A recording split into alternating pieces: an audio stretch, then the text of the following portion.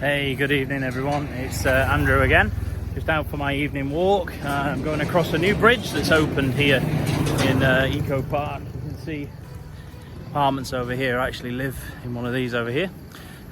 New bridge crossing the river. It's nice, we can get from one side to the other. Obviously, that's what bridges do. But yeah, nice walk. It's part of the 6.5 kilometre walk that I'm doing tonight again.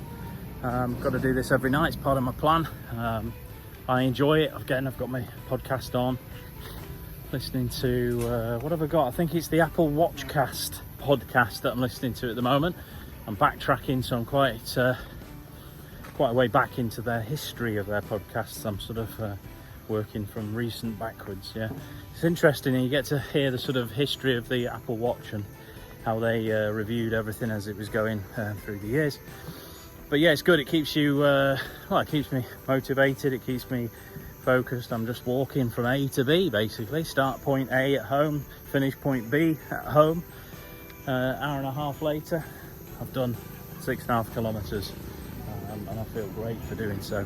But yeah, I mean, NLP, we mentioned quite a lot in the, I suppose in the advertising of my videos here. It's neuro-linguistic programming, and using it really to model success and change the way that I think about myself and change the way I think about losing weight and getting healthy.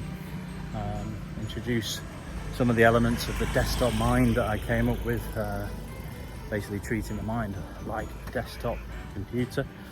The conscious part of your brain being the desktop and the unconscious part being the storage device, and using I suppose mind techniques and mental imagery to imagine having certain apps in your on your desktop that you can use to help with certain things.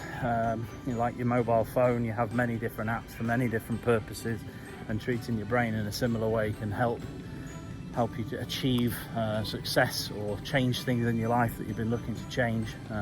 And I'll talk about that a little bit more in future videos. But very simply, if you can imagine an operating system or a desktop on your front part of your brain, the bit that you get to see, and imagine the different apps that you might have and what use they could be in your life. And obviously, you know, it might be as simple as trying to find something, a search engine for your brain. If you're trying to remember something, using a search engine app within your desktop mind, and find something that you've been thinking about but you've not quite been able to find, and just imagining opening up that app and asking yourself to search for that particular memory or that particular answer to a question, perhaps, that you know you've got the answer somewhere. And believe it or not, it'll help you find that answer much quicker using that technique.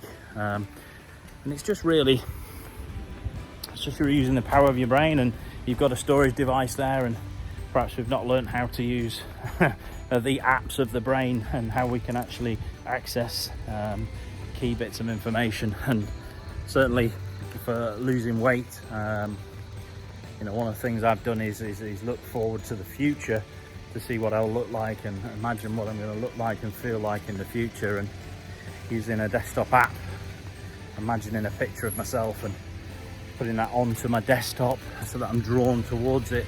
You know, physically can do that on my phone, I can physically do that on my computer, but I can also do that inside my mind, so that every time I think of myself, I start to think of myself being fit and healthy, so that every decision I make, whether it be going out for exercise or eating some food, does it match that image that I'm trying to achieve? And it works. So just give that a try. Desktop brain. Try and imagine having a desktop or an operating system there in the front part of your brain, and it's accessing the storage device. And what sort of apps could you have? You know, think about it. Your phone's full of different apps, and all they do is take information from the hard drive and bring it forward, so you can use it in different ways, and you can do the same thing for your brain. So give that a try. We'll discuss it a little bit more. But you think about that, you know, you could have a video player, video editor, photo viewer. You know, why would you want to edit a photo? Why would you want to edit a video? Well, the memories are stored like videos and photos. Perhaps you want to change them, stop them having a negative effect on you, give them a positive twist. They can all be done with the editing app on your desktop brain. Anyway, that's a little taster into that. I'll leave you all with that bit of inspiration. I'll see you again soon. I'll carry on with my walk. Thanks.